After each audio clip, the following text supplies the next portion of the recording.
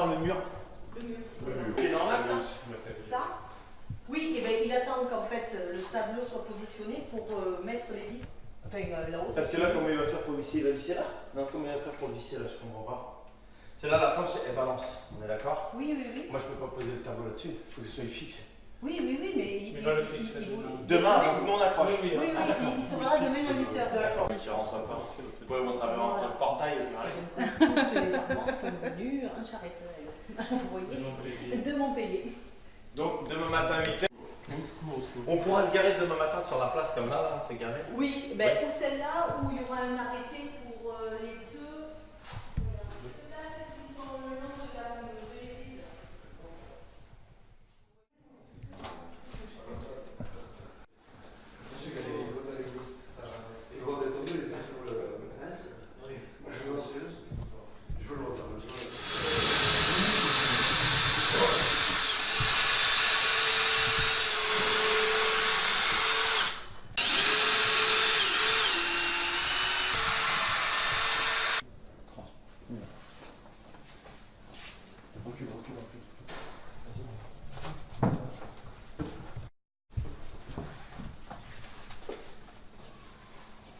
Un constat qui permet de voir comment le voyage s'est passé, comment le tableau a réagi, comment les choses se passent, voir s'il y a des incidents nouveaux.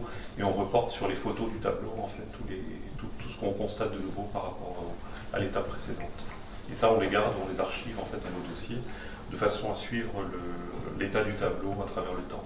Parce que finalement, c'est pas seulement l'histoire des œuvres que l'on suit, mais c'est aussi l'histoire matérielle qui est toujours importante pour les dossiers dans les musées, pour la conservation en fait, sur la longue durée de ces œuvres-là. Voilà le Maroc.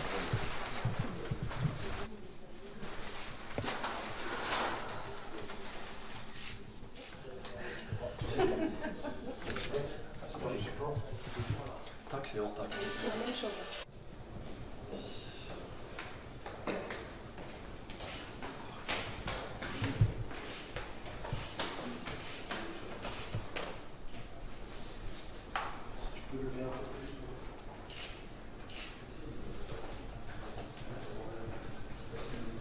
Je tiens à côté, toi. Faut essayer. Attends. Voilà. Tu m'entends? Oui, c'est un grand moment, c'est une nouvelle étape que nous sommes en train de franchir, mais c'est l'objectif qui était assigné au musée, en espérant que ce n'est qu'une étape et ce n'est pas du tout une fin en soi. C'est formidable d'arriver à obtenir un tableau de cette valeur. Ah, mais là, c'est toute une équipe qui s'est mobilisée pour obtenir ce prêt de tableau et pour entrer dans un dispositif national. Et je suis heureux pour la ville de Lunel.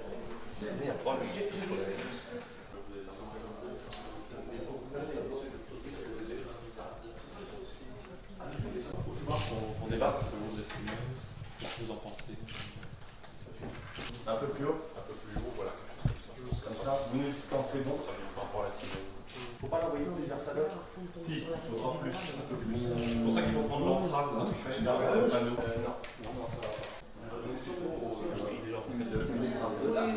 Dans cette ville courte du musée, mais c'est parce qu'il le conséquence.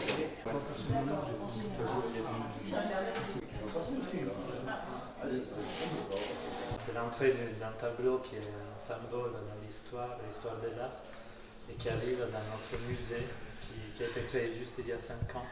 Un musée bien spécifique parce qu'il est construit autour du patrimoine écrit et du livre. On a créé un tableau de ces dimensions, de cette importance, qui a un lien aussi très fort avec nos collections. Et donc c'est un moment, je pense, très, très important pour nous, pour Lunel, pour l'histoire de notre institution. 2, 3, on lève. Bien. On y est mis. Doucement. Moi j'y suis. Nous aussi, tu peux descendre doucement. Descends. Colle-le contre ta façade. C'est bon? Il est dedans? Il est dedans. Pour nous, c'est OK. Moi c'est OK.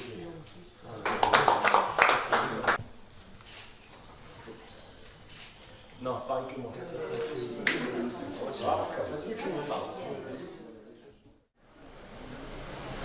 Bon, si vous voulez bien, nous allons commencer ce vernissage.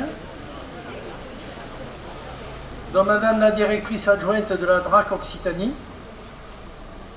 Monsieur l'adjoint délégué à la culture de la ville de Lunel, Mesdames et Messieurs les élus, Mesdames et Messieurs. Le 29 mars 2018, Françoise Nissin, alors ministre de la Culture, lançait le plan Culture près de chez vous. L'objectif était de développer l'itinérance des œuvres des collections nationales sur le territoire français. Dans le but de garantir l'égal accès de tous les publics et de tous les territoires à la culture, le réseau régional des DRAC avait identifié des lieux et des établissements excentrés, mais fondamentaux dans leur rôle de diffusion et de médiation. Grâce au musée Médard, fraîchement récompensé de l'appellation Musée de France, Lunel a pu se positionner. Nous avons pu choisir une œuvre de cet impressionnant catalogue et recevoir un plein soutien financier du ministère pour le transport et pour l'assurance. Du château de Versailles au musée de Lunel. Quoi de mieux que de frapper fort à la porte de la grande histoire nationale avec le tableau intitulé « L'assassinat de Marat ». Un tableau de l'atelier du grand peintre Jacques-Louis David. Œuvre incontournable dans tous les manuels scolaires, cette peinture est offerte aux Lunélois et aux visiteurs du musée pendant 6 mois. Une manière de s'approcher de ce personnage ambivalent. On retrouve d'ailleurs Jean-Paul Marat dans la collection de notre musée. Louis Médard avec des documents très rares, comme la collection complète de ses journaux, y compris les faux. Autour de ce prix exceptionnel, le musée fait rayonner toute la ville de Lunel. Il met à l'honneur son histoire, comme le montre dans l'exposition ce cahier des doléances des habitants de Lunel, mis noir sur blanc en 1789. Comme vous pouvez le constater, ce projet culturel met en avant notre patrimoine et notre histoire, et il nous place les uns et les autres au cœur d'un événement de grande envergure. Je ne saurais conclure sans remercier chaleureusement tous les partenaires impliqués dans l'organisation de cette manifestation qui contribuent activement à l'attractivité de notre ville et de notre territoire, à savoir le ministère de la Culture et de la Communication, le service des musées de France, M. Pierre Machu, qui est chef du bureau des réseaux territoriaux, la DRAC Occitanie, Mme Sophie Ferré, qui est conseillère musée, le musée national des châteaux de Versailles et de Trianon, M. Laurent Salomé, directeur, et M. Frédéric Lacaille, conservateur en chef en charge des peintures du XIXe siècle et des prêts aux expositions, le musée de la Révolution française, domaine de Visil, dans le département de l'Isère, M. Alain Chevalier, directeur, le carré d'art Bibliothèque de Nîmes, M. Michel Etienne, qui est directeur. Alors je souhaite également dire un grand merci à Joël Moisan, notre adjoint à la culture, et à Claude Galéry, notre directeur du musée Médard, et bien sûr à toute son équipe. Et enfin, je crois qu'il n'est pas là, mais j'avais prévu de saluer M. Daniel Jean Valade, qui devait représenter le maire de Nîmes et qui est adjoint à la culture de la ville de Nîmes. Peut-être va-t-il nous rejoindre, je ne sais pas. Donc je cède maintenant la parole à Mme Valérie Travier, qui est directrice adjointe de la DRAC Occitanie. Merci pour votre attention. On va laisser parler Claudio, parce que c'est lui le scientifique du musée, donc il va vous donner des détails très importants. Bonsoir à toutes et à tous, merci d'être là. Du château de Versailles au musée de Lunel. Marat s'invite chez Médard. Aujourd'hui, on peut dire qu'on vous a déjà un peu habitué à des rencontres inattendues, à des confrontations, à des rapports plus ou moins évidents entre livres, textes, des œuvres, des artistes du passé, d'aujourd'hui. Et on est aussi plutôt partant pour tous les grands rendez-vous et les projets qui puissent être l'occasion de faire connaître, d'associer le musée Médard de Lunel au niveau national, voire international. D'une manière assez timide, l'année dernière, il y a juste à peu près un an, on s'était positionné sur ce catalogue des désirs, donc un nom qui fait déjà rêver, donc plusieurs centaines d'œuvres de collections nationales qui étaient proposées au musée du territoire des collections nationales pour être montrées pendant un temps assez long, en général 6 mois. Et on avait commencé à regarder, donc il y avait plusieurs idées, mais on n'avait pas encore vraiment réfléchi, on ne savait pas trop si on pouvait vraiment avoir un prêt de tel prestige. Et finalement, grâce à la ténacité de plusieurs personnes, d'une implication générale de la DRAC qui nous a soutenus fortement, du musée et de toute son équipe et de toute la municipalité, on a pu donc faire venir ce tableau qui est vraiment un tableau fortement symbolique dans tous les manuels, comme disait Monsieur le maire. Donc, comme un témoignage un peu derrière les coulisses, je voulais vous dire que ce chemin n'a pas été très très simple. Donc il fallait faire beaucoup de démarches, répondre à des règles assez strictes au niveau de la sécurité, de la surveillance. Mais après ce parcours assez long et assez compliqué, on a pu avoir donc ce prêt. Donc hier le tableau est arrivé, aujourd'hui on a pu le déballer, l'accrocher, il a trouvé une place très belle et très juste dans le cabinet de Louis Médard. Je voulais souligner aussi que c'est le seul musée du département de l'Hérault et le deuxième musée après Limoux de la grande région Occitanie qui a pu profiter de ce dispositif national lancé par la ministre Françoise Nyssen. C'est un prêt, comme on disait, complètement facilité, subventionné par le ministère de la Culture. Et cette œuvre nous permet de nous plonger au cœur de l'histoire de l'art, d'exposer aussi une rivalité entre les personnages, ces deux personnages icônes comme Jean-Paul Marat et Charlotte Corday, qui ont été à la fois interprétés comme des martyrs, comme des héros, comme des criminels aussi. Et donc c'est tout un panel qui nous invite à réfléchir encore aujourd'hui sur cette époque controversée et très intéressante encore étudiée de la Révolution française. Je voulais aussi mettre l'accent sur la pertinence. Donc on n'a pas demandé l'assassinat de Marat juste pour sa notoriété, mais pour le fait qu'on a vraiment dans la collection de Louis Médard, la collection du musée, des documents qui sont vraiment très significatifs et qui montrent aussi la démarche de Louis Médard qui avait soin de collectionner des pièces rares et qui faisait aussi réfléchir. Donc son regard l'a apporté aussi en écrivant quelques notes qui commentent un recueil complet de 1156 documents écrits de Louis Marat, de ses journaux, les faux journaux aussi, et tout ce qui est autour de cette personnalité très intéressante encore aujourd'hui. Le jeune Médard, qui a vécu jeune la Révolution, était un républicain assez modéré, assez discret dans ses idées politiques, mais il était vraiment passionné par l'histoire. Il voulait apporter un regard original et aussi plein d'ouverture, comme c'était vraiment son époque qu'il avait introduit, l'époque des Lumières.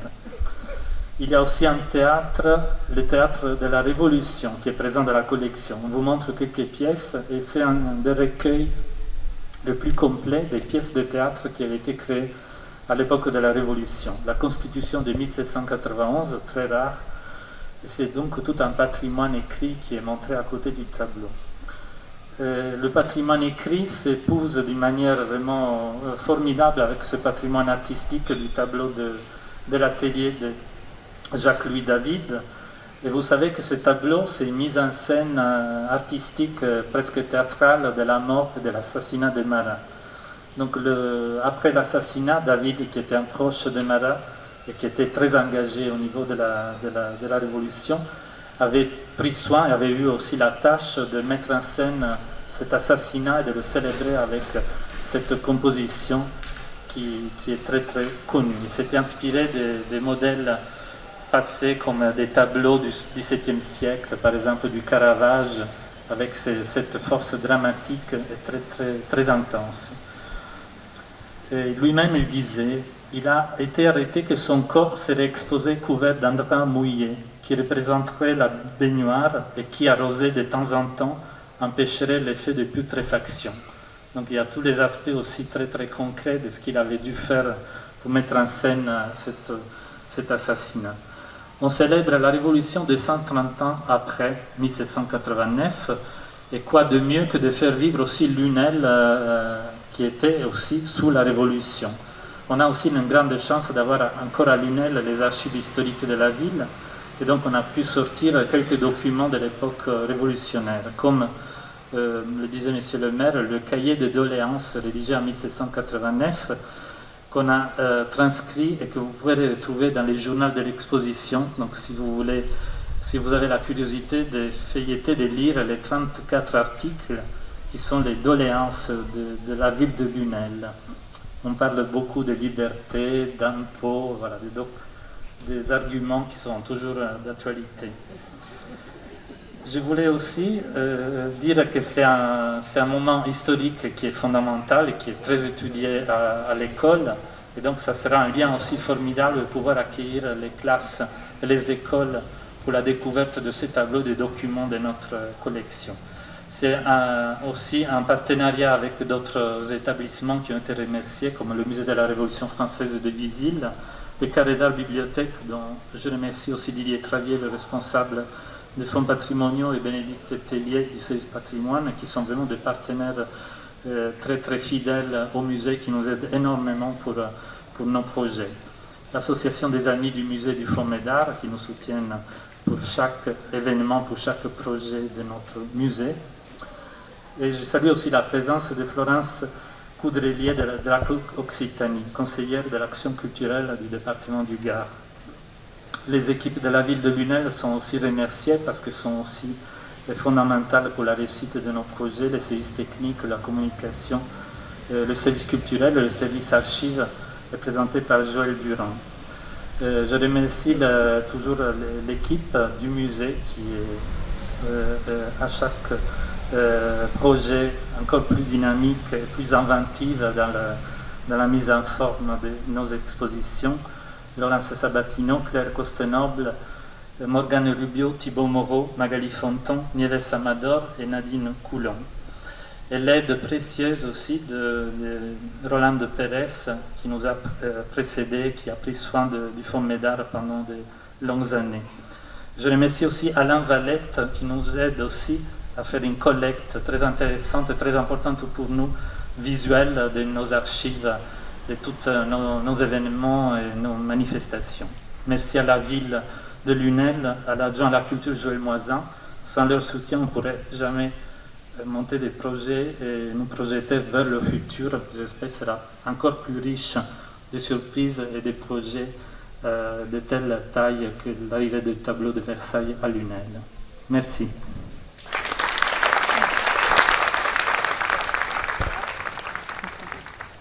Monsieur le maire, cher Monsieur Moisan, cher Claudio, je suis très très heureuse d'être là aujourd'hui. Alors vous savez, quand il se passe quelque chose à Lunel, à la DRAC, on vient très vite, on est toujours présent, je crois que vous pouvez en témoigner.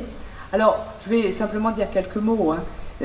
Quand le Muséum central des arts de la République ouvrit ses portes en 1793, dans le ci-devant palais du Louvre, on y vit gambader des enfants en toute liberté, des amoureuses rencontrées. Il y a eu aussi pas mal, je pense, d'affaires et de complots qui ont été scellé dans ce tout nouveau musée, et car c'était un musée libre, c'était un musée gratuit, c'était un musée ouvert à toute la population, car le concept même du Muséum central des arts de la République, c'est comme ça que s'appelait le musée du Louvre à ses débuts, repose sur l'idée que les œuvres doivent être accessibles à tous les citoyens, gratuitement et librement. Dans la constitution même de la nation, le partage des œuvres de l'esprit, l'accès à l'art ont une place qui n'est pas du tout négligée par les révolutionnaires, au contraire. Mais 1793, c'est aussi l'année du tableau qui représente l'assassinat de Marat, et c'est aussi des années de grande violence politique. L'art, la violence, voilà. S'il est aujourd'hui très facile de se déplacer pour aller visiter des musées, c'est clair, en revanche, il n'est pas certain qu'y entrer soit si simple. Anecdote personnelle, quand mon fils va à Paris, c'est pour voir le top 14. Quand je lui demande, t'as vu des musées, il n'a pas eu trop le temps. D'où cette mission lancée par Françoise Nyssen quand elle était ministre de la Culture, de faire circuler des œuvres nationales pour que le plus grand nombre, au plus près de chez soi, puisse admirer les œuvres qui font la fierté de la nation. Alors le titre Catalogue des désirs, c'était fait pour faire rêver tous les conservateurs de musées de France, mais la culture près de chez soi, nous sommes au milieu de la culture, la culture, elle est près de nous. En revanche, l'idée de faire circuler des œuvres pour qu'elles ne soient pas réservées comme des trésors dans des grands espaces nationaux, mais qu'elles soient véritablement partagées par tous et accessibles librement, ça, c'est une idée qui, en soi, est un peu révolutionnaire aussi. C'est à la construction d'une conscience collective partagée que ce catalogue des désirs souhaite répondre en faisant collaborer donc les grandes institutions nationales et les musées régionaux, qui sont très importants, qui contiennent eux-mêmes de très belles œuvres, pour mettre à la disposition de tous les œuvres qui font rayonner le génie français.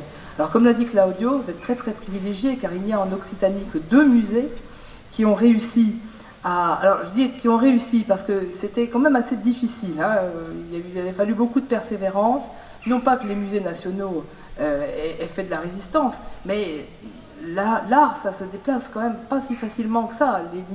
Les tableaux sont fragiles, il y a des frais d'assurance, de transport, il y a beaucoup de formulaires en tout cas à remplir. Ça, c'est quelque chose que la République nous laisse également. Donc en Occitanie, il n'y a que 2 musées qui ont réussi à passer toutes les épreuves et qui ont tenu bon pour recevoir des œuvres, le musée Petit à Limoux et puis le musée donc, qui reçoit une œuvre de Fournier qui a été prêtée par le musée de la Marine, et ici donc à Lunel, ce très beau tableau, très connu bien sûr, mais le voir en vrai c'est une expérience aussi. Donc c'est le musée du château de Versailles donc, qui a prêté ce tableau, qui aussi a été peint donc, en 1793. L'année où s'ouvre donc au Louvre ce grand temple de la culture, qui deviendra le grand temple de la culture, eh bien c'est la même année où la Convention reçoit en hommage d'un peintre une œuvre faisant l'éloge d'un révolutionnaire assassiné. Ce que nous espérons, c'est que ces échanges entre les musées, cette collaboration entre les institutions et les collectivités, puisque c'est un effort aussi important de la ville de Lunel de faire fonctionner au mieux son musée et d'apporter dans ce musée des œuvres et des expositions qui sont ouvertes à tous et qui participent de la démocratisation de la culture. Que ces échanges donc soient le rappel que la culture pour tous, la culture commune, se construit sur ces valeurs toutes républicaines, partage, médiation, démocratie. Merci.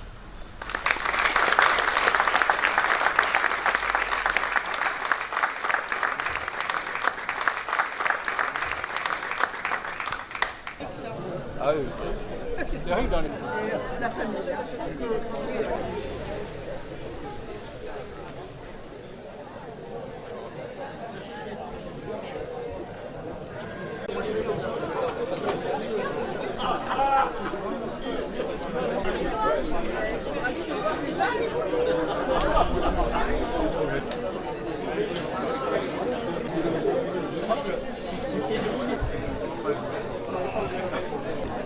J'aurais connu que c'est sur un homme de comme ça. Je sais pas quel